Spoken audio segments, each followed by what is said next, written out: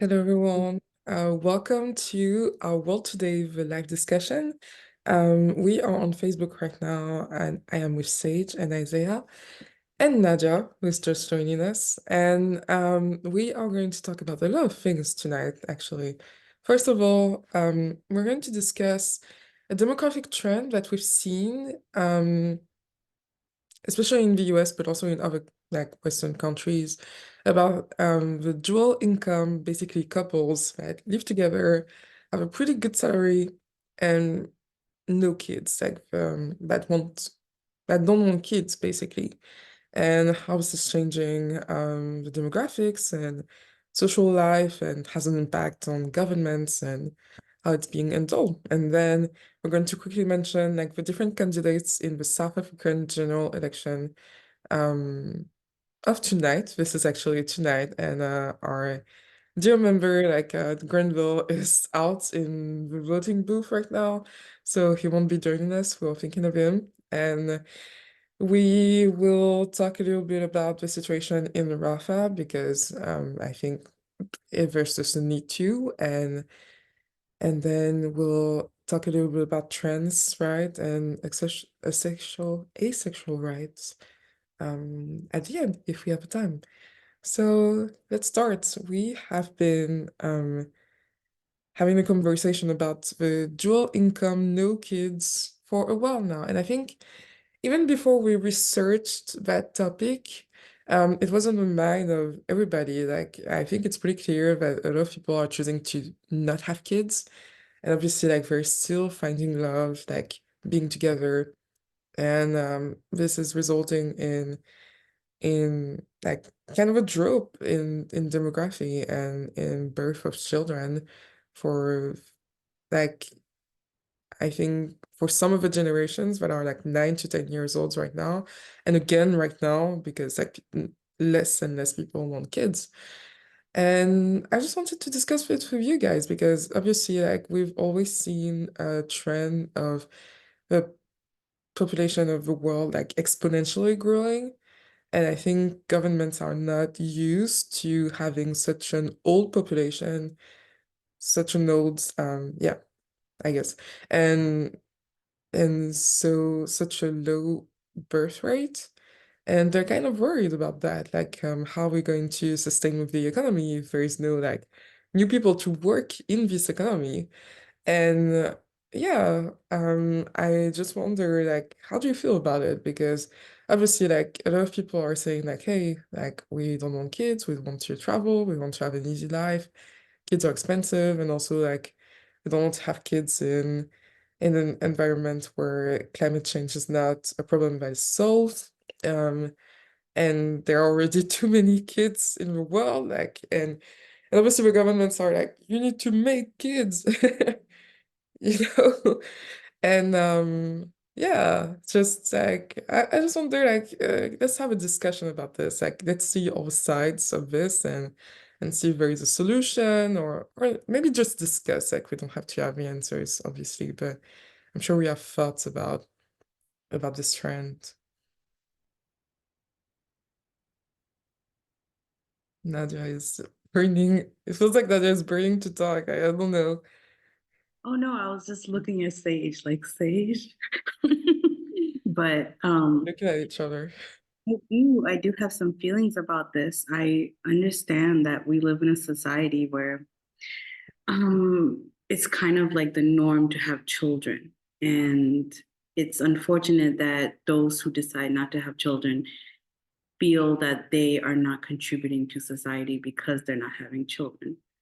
And I think this is a new modern world where we get to decide what our purpose is. And a lot of people's purpose is to be a mother, and a lot of people's purpose is to be a mother or an aunt or a pet caretaker. So there's various ways of being a guardian and a caretaker, and it's good to be inclusive and good to see that not everyone chooses to create a lineage like that.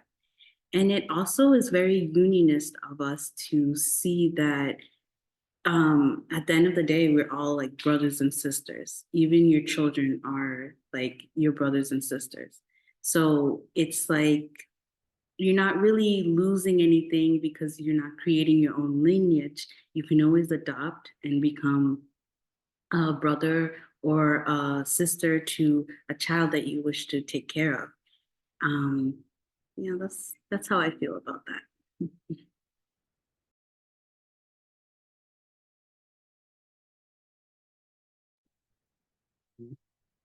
Yeah, that's true. And like, um, I guess, yeah, I guess the feeling about it is like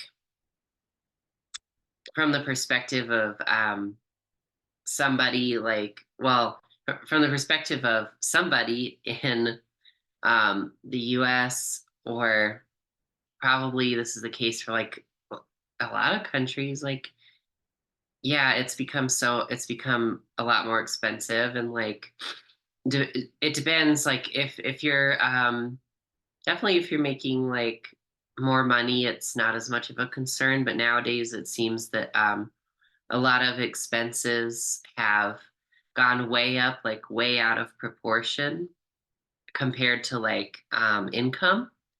So like that's a natural result. Like people are not going to have as many kids, and it's become a lot more expensive for them relative to what they can make, what money they can make on average. And so yeah, that totally makes sense. And I think it's fine, like for people, like in fact, there's a lot of there are a lot of people potentially who maybe they don't, it's not even kind of like the divine thing to do for them to have kids. Like they should instead, what would be more loving for everyone involved would be for them to focus on just like themselves and like their own their own purpose, their own life and stuff. And that they may not necessarily be ready on multiple levels, whether it's material, emotional, or spiritual, to have a child and to raise a child, Yeah. I So feel like it's fine. I feel like our generation, like our age, because like, we would be considered probably like a part of the DINK community, right? I guess Or so. whatever. I guess so. But like I don't know, I feel like our generation is a lot more conscious too,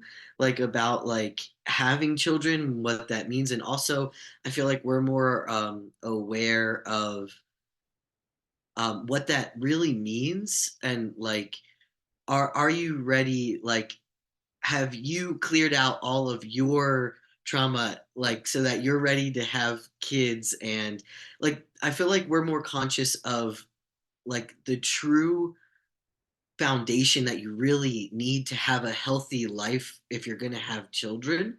And that foundation is, it's very financially you need to have a really strong foundation, but also just emotionally and mentally, spiritually, like are you really ready to like raise children in a way that would be healthy, so that you're taking care of yourself, meaning you've resolved your issues and your trauma enough to where you feel like you wouldn't be like passing that down, or you are able to like help your children work through their own stuff. I don't know, I just feel like it's different now, because like it's not just like, oh, we're just gonna pop out a couple kids.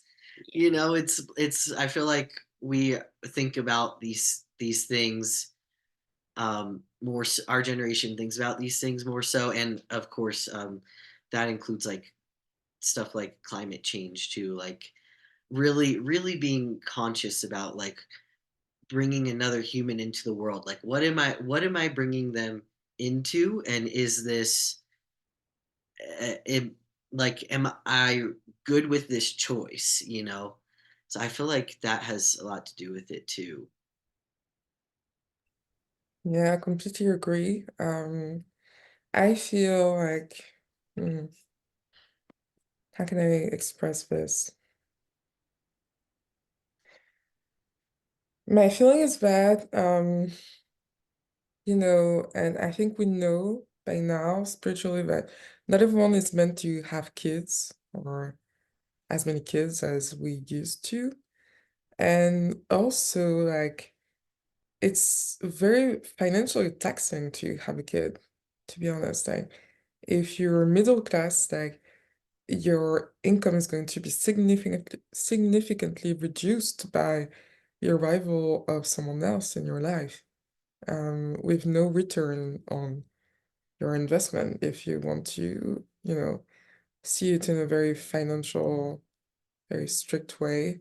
And even for an upper middle class, like I feel like the article that we read, and maybe you can share it in the comments, like it was targeting the upper middle class incomes and in a foyer like of two incomes like that. And so like easily like six figures. But think about like the way your life would like significantly like change and your income too when you would have a kid. And I think people are very conscious of that.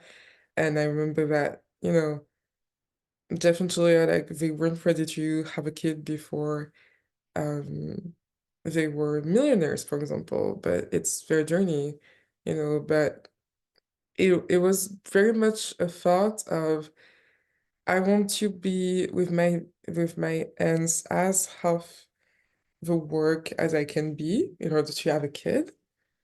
Like in order to be raising a kid in a way that is acceptable. And I think that's the other thing is that,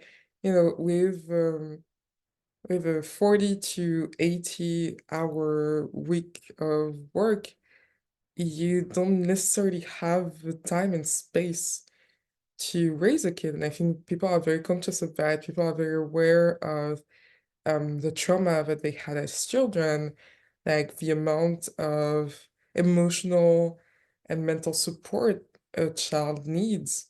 And I think if they don't feel ready to do that, like if they aren't even healed in that space, like I feel like they don't feel ready to do that. And I think it's entirely okay. Like I personally wasn't ready to even think about a kid if I wasn't ready to like take care of myself. And so as I started taking care of myself like pretty recently, like I was like, okay, maybe that can be a possibility, but yet again, like there is that finances. I want to be able to provide in a way that is different than having a 9 to 5 job. And I think a lot of people are like that. In a way, like they don't really want the 9 to 5 jobs either. Like that's what they're communicating in saying like, okay, like we're going on dates, we're flying first class, we're going on vacation. The truth is that their work to have the best life outside of work, and that's their choice. And I think that's entirely okay to do that if this is really like, like that's where they're at. It's like they are conscious of the truth that it requires a lot to build a family. And you need to be in a good space with your job emotionally too, not just financially.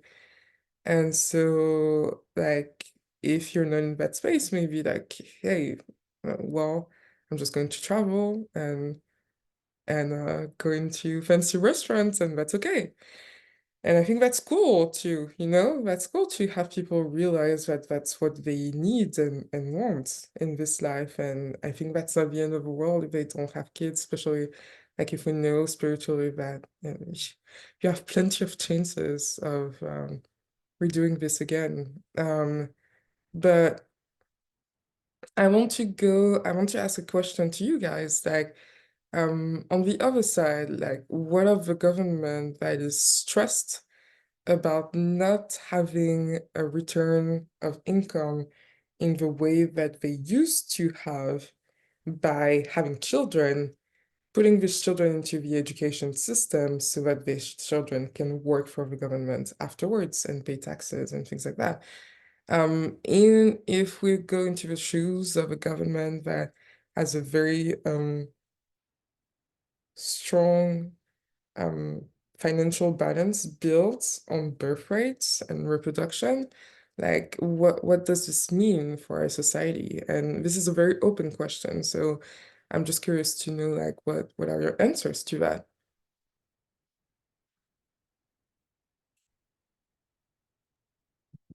Yeah, the way I feel about that is like, oh well, because there needs to be a new government that shows not so much control over how many children one should have. Like if we think about China and their regulations on you can only have two children or one children, and that's what benefits us. That doesn't feel good to me. It feels like we are living a life that is controlled by for the benefits of government, when actually the government is here to benefit us. And children shouldn't be here to go to school so they can work a 9 to 5 so that they can provide for the government. Rather, it's like children are here for their own divine purpose, and the government provides support for that divine purpose. And collectively, we come together and recognize what we can benefit from this government. So it doesn't feel good when we isolate and label people who choose not to have children and make it so that they're different from people. Like someone's individual choice should not be a label. Rather, it should be just very common that, oh, this family chooses not to have children, and this family does choose to have children. And the government should not have like a foundation that is leaning on a certain percentage of people having children so that they can be um, successful. And I also feel that, yeah, I lost my train of thought, but that's all for that.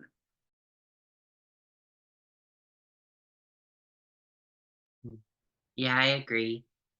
Like, oh well, like we're gonna figure it out because it's really you can't well yeah, you can't make anyone have children, like that's impossible. And we don't want ultimately, like, yeah, like we don't want people to have children if they're not really wanting to, and if they're not ready to bring children into the world. It's a serious thing. And Mhm.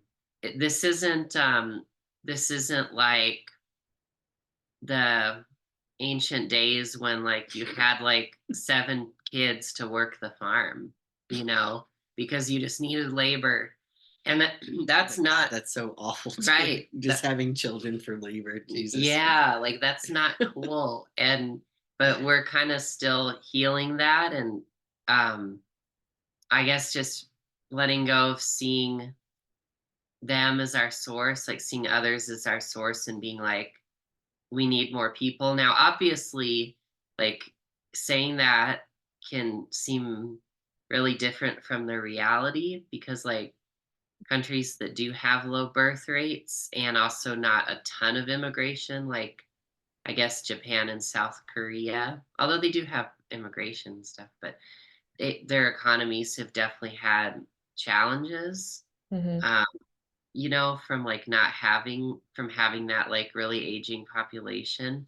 Yeah, it is a challenge if you've got an aging population who isn't producing or consuming a lot, and then you have a tiny, you know, demographic low. Yeah, but I think like where this diverge from the past is that high population doesn't necessarily mean like high consumption. And we're seeing that right now. That's not the solution. Like, for example, the French president said like in March, like you need to make kids because and I didn't understand at the time. And when my school said that there was literally a drop of like half of the quantity of kids inside classrooms, and obviously classrooms would close and people would lose jobs, and blah blah blah blah blah. But like if you look at a lot of sectors, like a lot of people are unemployed. Like for example, the entertainment sector, um 80% of people are not employed at this time.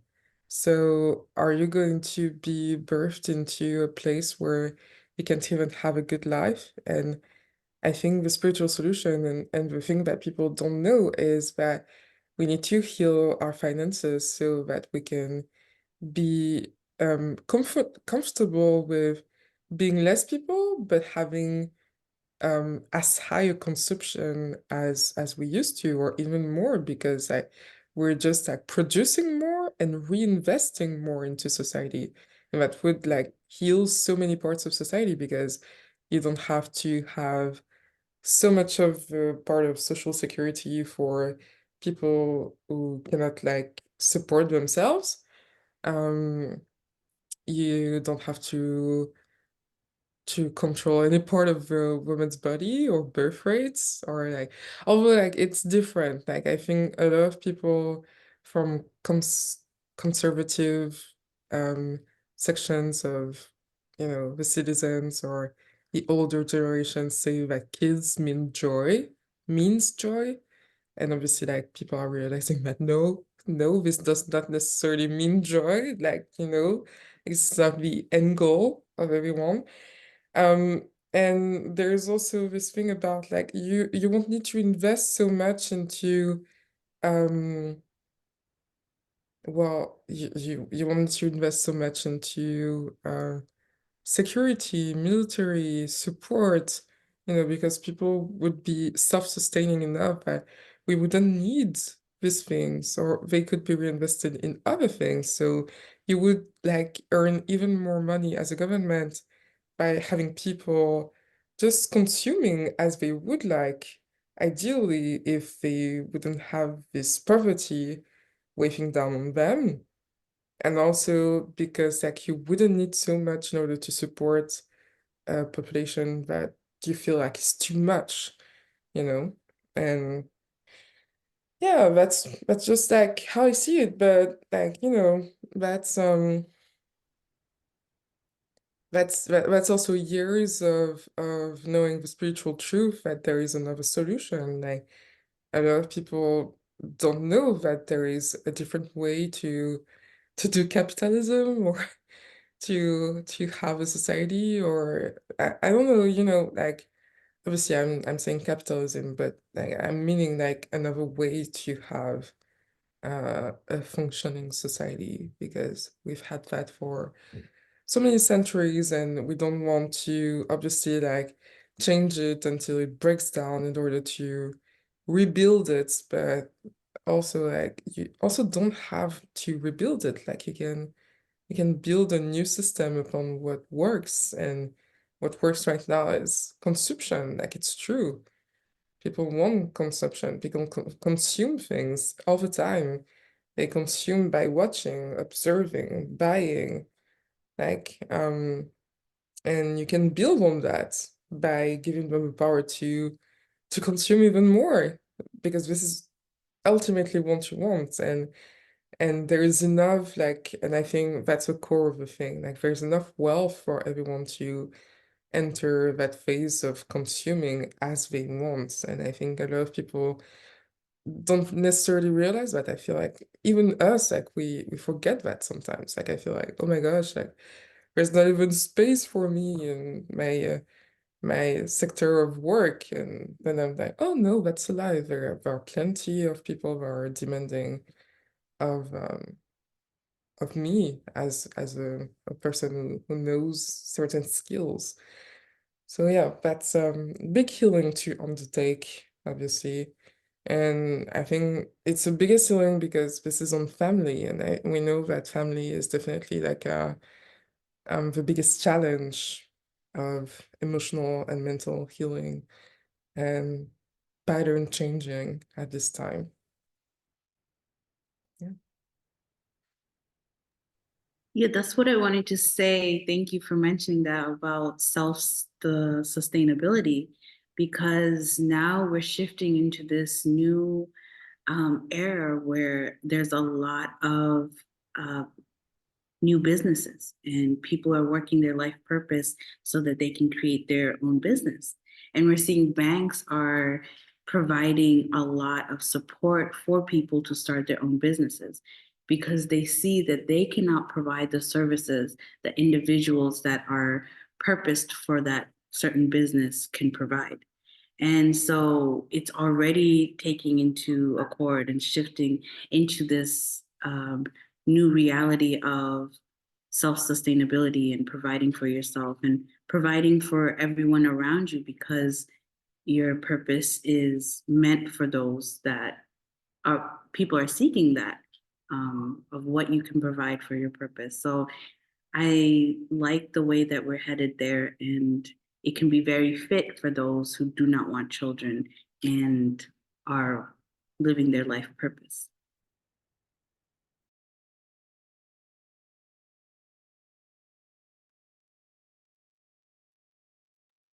Yeah, I agree. I just wanted to say I feel like society is shifting, and we're shifting into like where this is going to be more accepted, and more that people are choosing, you know, their purpose, and maybe their purpose is to have kids, maybe it's not. And like, but whatever your purpose is, you doing that and putting your energy and love there is like what's most valued and most important. um yeah, instead of just, you know, how it's been, where it's like just have kids and help the economy and the world that way, you know, like I think it's a good thing, and it's a big shift because there's such taboo and stigma around like if everyone needs to have children, you know. But I think it's cool as consciousness like shifts to um, people really choosing what matters and what's most important and what's healthiest for them. Yeah, for sure. Yeah, and yeah, I think it's part of a bigger like scheme of social change and people just some people at least realizing that there is a need for change in some ways. And I think it's pretty much understood by some parts of the of people worldwide. And I think we're just going to get more into that. My feeling is that the government feels like the relationship, the two-way, obviously relationships are two ways, like it's a two-way street. And I think a lot of them think that the relationship is to have kids in order to provide for the economy. And I think that the relationship at the core is changing too, like the social contract is changing. And I think the more we go into choosing for our next leaders, like the better our next like good leaders, stable leaders, the better we'll manage that transition, just like any issue that we need to manage at this time.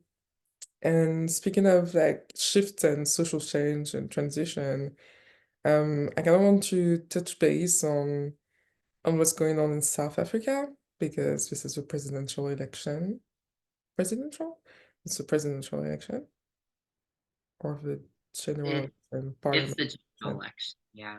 Yeah, I think the way they do it is they kind of, you vote for a political party, yeah, and then that political party elects, I mean, the people in the excuse me, the people in the parliament elect the president. yeah. All right. So this is a general election, and indirectly they elect the president. All right. So basically, today is a big day for South Africa because this is one of the many elections that we're going to see this year. At this time, we have South Africa and we have also Mexico.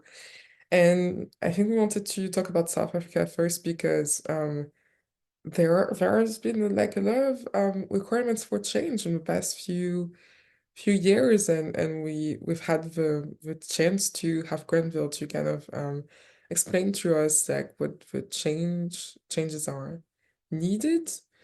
And obviously we're not specialists of every country's politics, but I would like maybe Sage, Isaiah and Sage researched this, so maybe they could give us a breakdown of who are the candidates and what they stand for. And without going into much details, like next week we're going to talk about seats with the results of the general elections. Yeah, so basically, there are a lot of parties in South African politics, but like there are four major ones right now.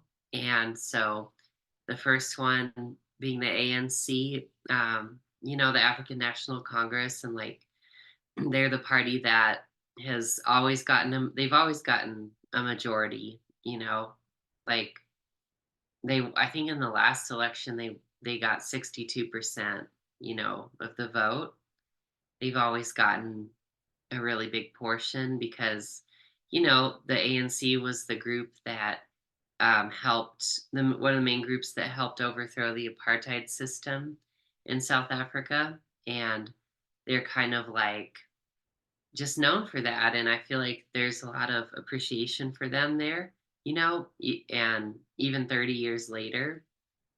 And so, yeah, that makes sense. But, unfortunately, they've had a lot of things like corruption scandals going on and some mismanagement, of the economy in certain ways. And right now, South Africa is going through some really tough stuff. Like they have I think I read it was like 32% unemployment, but I almost couldn't believe that because that number seems like really, really too high.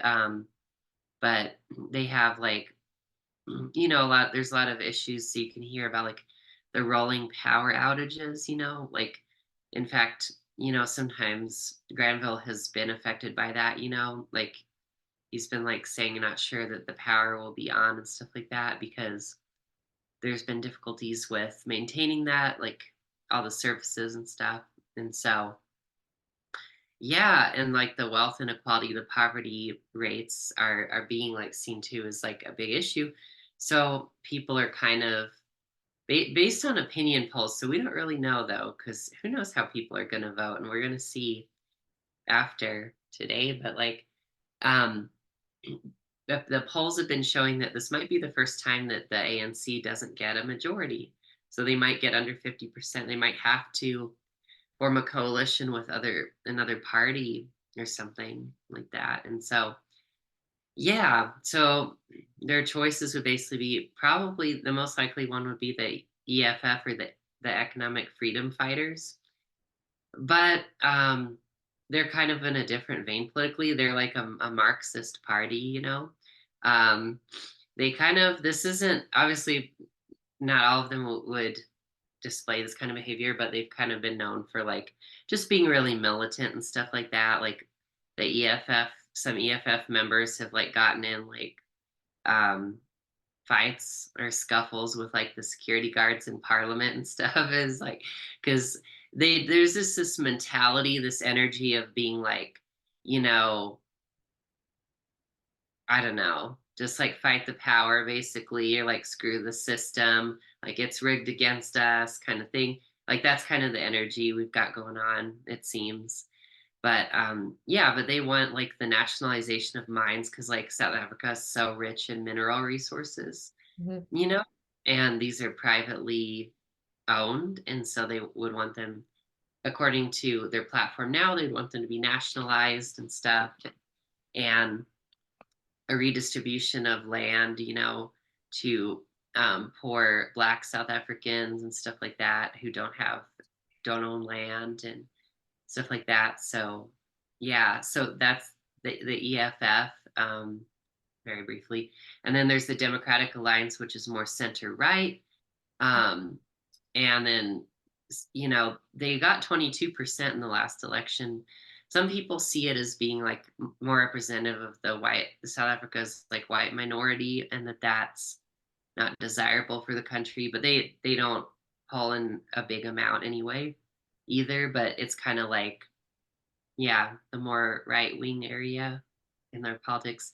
And then there's the MK party, which I don't know too much about, but it seems to be mainly focused on Jacob Zuma, who's the president before the current one, Cyril Ramaphosa. And he was yeah, he resigned because of scandals and stuff, and he was convicted.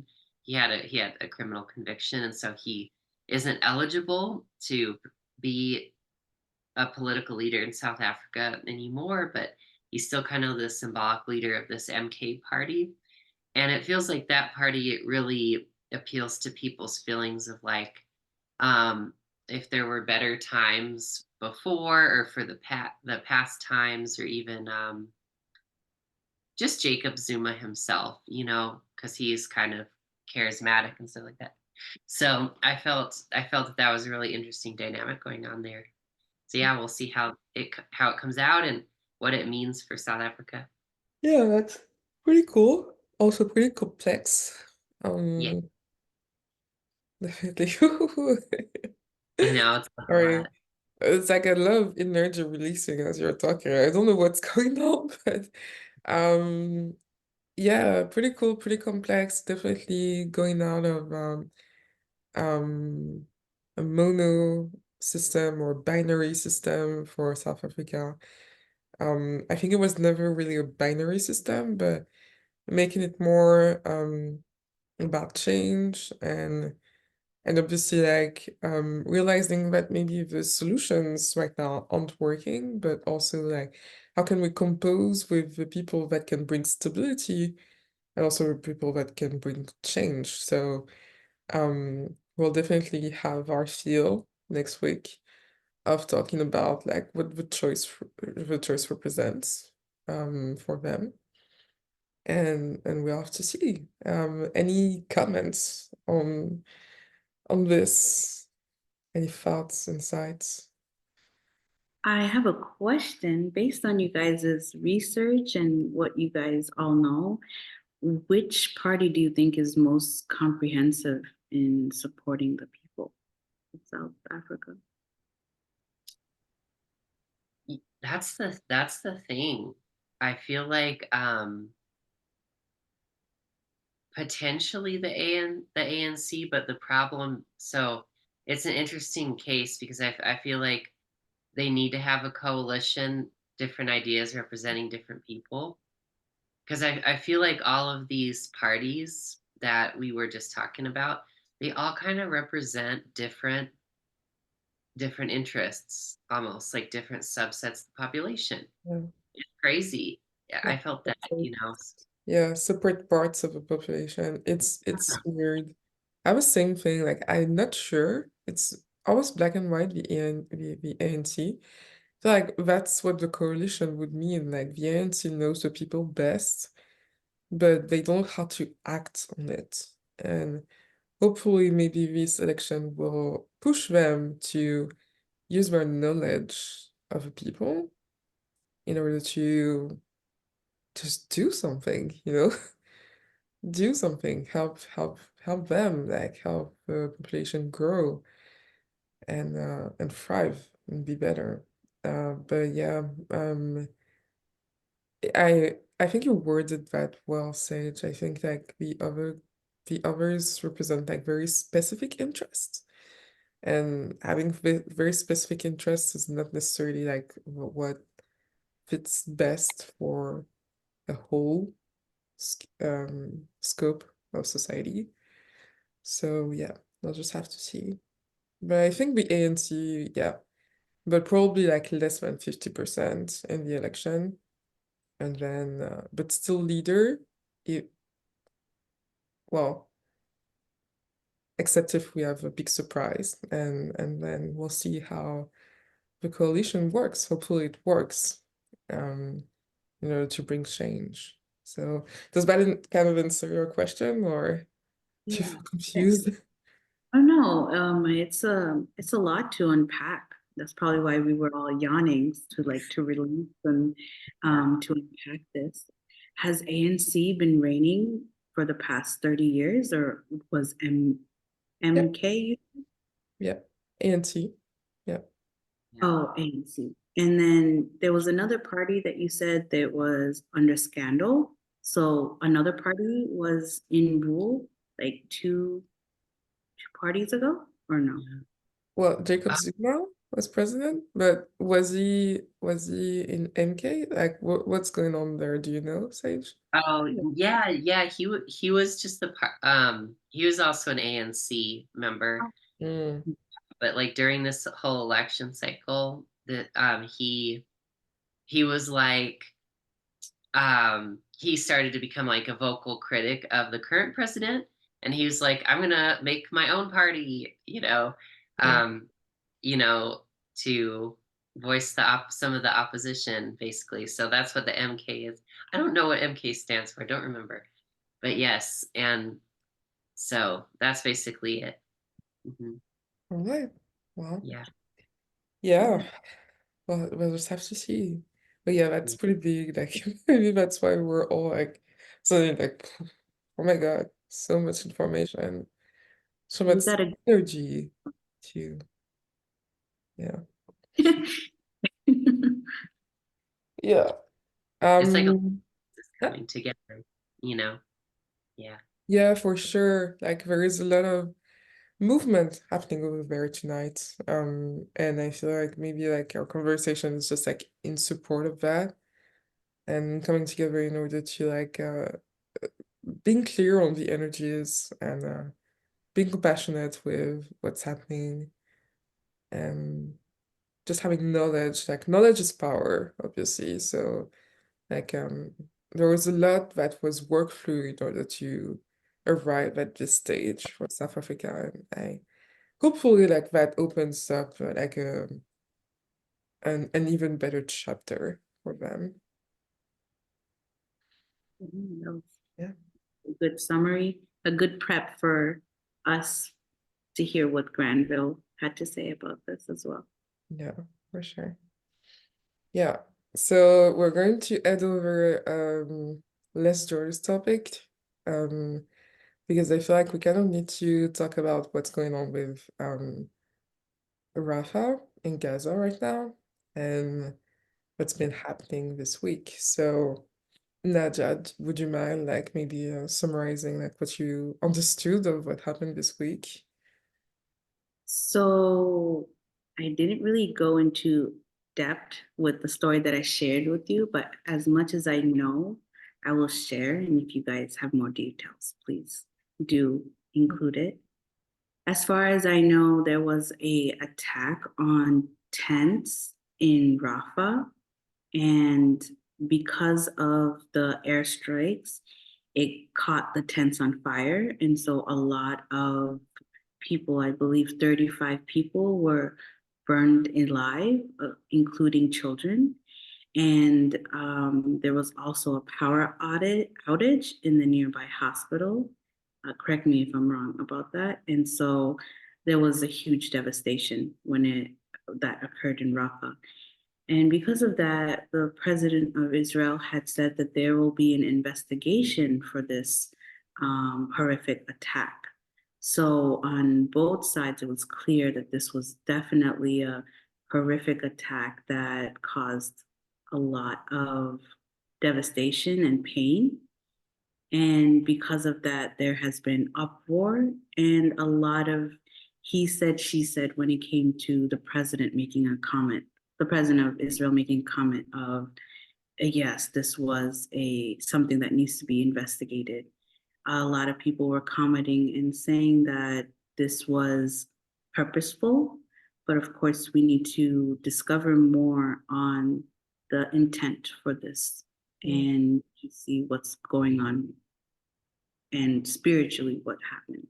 Yeah, that doesn't really feel right. So what happened this week is that International Criminal Court issued a warrant on both Hamas leaders and Israeli leaders. And obviously it was backed by a few countries, France, Estonia, no, Slovenia, France, Slovenia, Belgium, and I don't know the others. Like, I only followed what happened since the first day. And then Israel said that it would continue the attacks even there. But like I feel like the ICC was basically offering a solution to, instead of killing the Hamas leaders, like we'll just arrest them, even though like it was a very difficult thing, but also like killing people, mass killing people like that doesn't feel right to anybody at this time. And there was a doubt about whether the US was going to back the ICC. And they kind of did, but also they said that they would stand with Israel while also stopping sending some types of arms to Israel because they recognized that there were some human rights that were, how can I say this, like overlooked, to say the least. And then there was this on Rafah. Rafah, basically, like the tents were one of the many like call of Israel to just like seek refuge in a certain place in Gaza since October the 7th. And they just proved that there is nowhere safe here. And at first, what felt fishy was that they said that they needed to do that because they supposedly killed two Hamas subgroup leaders in that attack, in that strike. And then recognized that there was, yes, casualties on the Palestinian, and then recognized that there would be an investigation. So it doesn't feel right anymore. Like I think it never felt right, but on both sides, like it never felt right. Hamas never felt right, but the Israeli government never felt right. And I think that's what people are seeking, like stopping leaders from impacting human life in that mass scale, because that we can't deny that almost 40,000 people have been killed in a few months, and that's such a heavy thing to have. And I know we had a lot of debates about that, and maybe like it's the emotion talking, and I know it's very complex and there are different sides, and I'm the first one to say like it's more complex what we think, but the horrors of what happened, without going into the dramatization that we've seen on social media this week, it's already horrifying as it is. Like this is real horror, raw horror. Like we would like, I don't know, like it feels like war tactics in Vietnam. Like that doesn't feel right in 2024, but that's just a feeling. And I guess we can just discuss about feelings right now in this discussion. So what are you guys feeling about that? Or maybe if you have insights that are out of like emotions, and they're also welcome too, but like I'm curious to know like what you feel about everything that's been happening this week.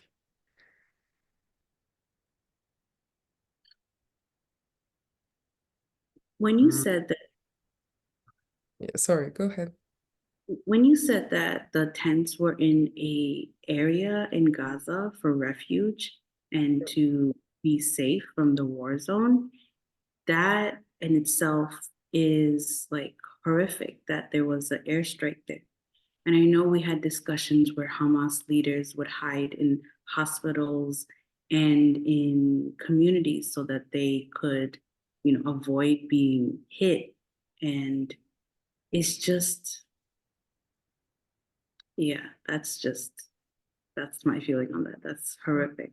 And I didn't know that before. I didn't know where the tents were, but knowing that they specifically went to a location to be safe and they cannot is really Yeah. something. I think like we can compare it to 2015 when France intervened in Mali, to fight terrorism there. And I'm just saying that if they had come into a mall with striking everybody regardless of if they're citizens or tourists of a subcell that we don't exactly know who the leaders are, like that would have been like horrific. And so why would we go?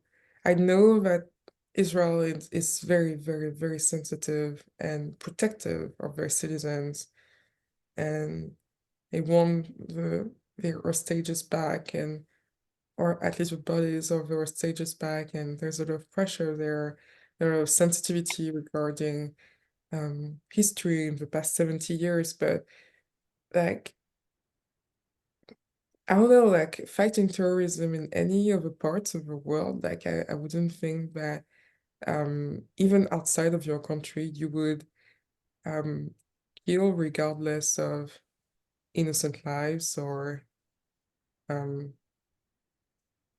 or I don't know, like criminal lives at this scale, even if Gaza is dense, like, you know, I don't know, there's just something there. But Yeah. Like, even if you remember, and I may not have the details correct, like when we took that special ops operation to hunt down bin Laden, we were very specific because he was in mountains. And so you cannot just bomb the whole community and whole mountain to find one person. But there was a lot of surveillance, a lot of technology used so that we could find the right people and the location and to, take out the terrorism. And for that to not be the case here, and to hear that America is supporting something that they themselves were very critical and very, I would say, more compassionate is, yeah, now it's like, where are the lines being drawn? And I see that the president of Israel is taking into a course of like, by any means necessary to dominate the land and to clear out terrorism. But this any means necessary is turning into a massacre. mm, yeah. And that brings us into the article that Grenville shared about the blind, oh, what was it called? It was called the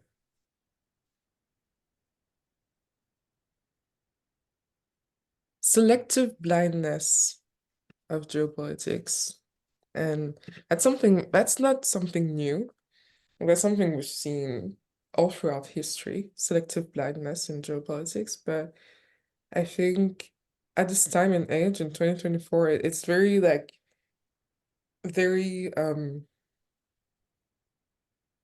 very harsh how the US would condemn like Iran and not Israel for the actions.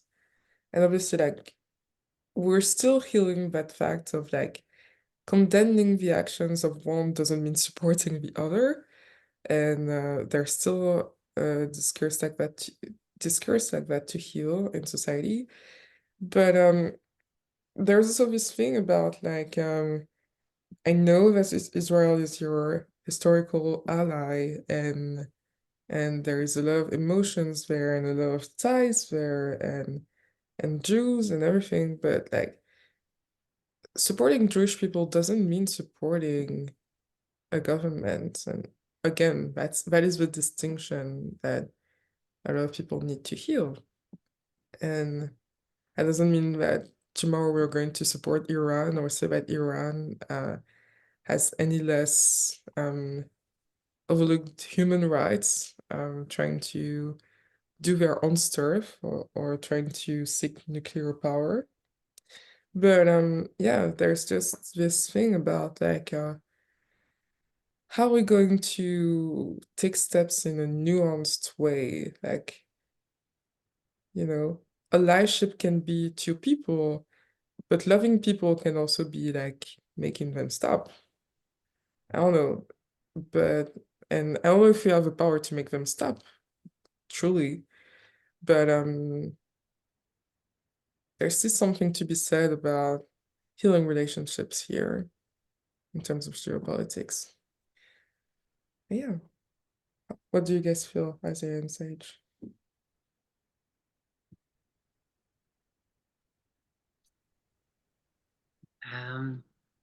Yeah, it feels like it's definitely like a sad situation. It's just a very tragic situation over there. And I don't really know like all the specifics of the attack or the bombing of the tent encampment, but I feel like it's important. One thing I saw is that in all the reactions to every little event that happens, in the Israel Hamas war, there are always different interpretations, right? And usually they're in kind of like biased toward or whatever, or like they're filtered through the narrative of like one side or the other. And I think it's always important to just take a moment to like understand what the facts are to the best of your ability, if you can even parse it out, and to also know like what you know and also what you don't know, because then like you may not really know um whether or not like was this attack like a deliberate thing. Like, do you know that, or are you just saying that because it fits with your narrative? Mhm. Or are you saying that it was accidental because you know it, or because it fits with your narrative, that kind of thing. So I think that's something to be really aware of with this, because you need to look at things based on the actual facts and not based on a narrative, and it's because I feel like it's because like the truth of it lies in peace, and you can't like you have to like go into your heart for the truth, and you have to like look at look at things. Like, you can't just make a prejudgment about it, although people might be inclined to, because like they've seen a lot of evidence for years or for a long time that supported their point of view, right? So you might just then go and look at something that happens and just continue to interpret it according to that same view, because you're like, well, there's already so much evidence supporting my view, but like that's not really operating from a heart space, and you've always have to be open to like reviewing all the facts of any given thing. But I feel like this yeah, it just kind of, I don't have any like um anything to say on it, besides it kind of just shows how it just deepens that tension of kind of this um thing about like, are you at war with Hamas, or are you at war with the Palestinian people as a whole? And I'm not saying that this shows like anything one way or another. I'm not saying like what that shows, but I'm just saying I feel like this comes up because of that, like because of this, like this Mhm. conflict, this inner conflict that people are kind of working out, you know? Yeah, Yeah. exactly. It's a conflict about like, are you being attacked, or do you feel like you're being attacked because of the way you look or your religion? And it feels like I'm saying the same things, but it's actually two very different things, and they can lead to two very different actions. And I think the way this war is handled is speaking to how people are not making the differentiation in the way they treat other nations. and their relationships. But that is all that we have for today. Thank you so much for everyone who watched us live on Facebook and everyone who's watching us from YouTube. If you would like us to do other topics, definitely comment your ideas and we'll try to incorporate them into the next few weeks. And if you enjoyed this, don't forget to like and subscribe so we can do more. And yeah, see you next week and take care. Bye-bye.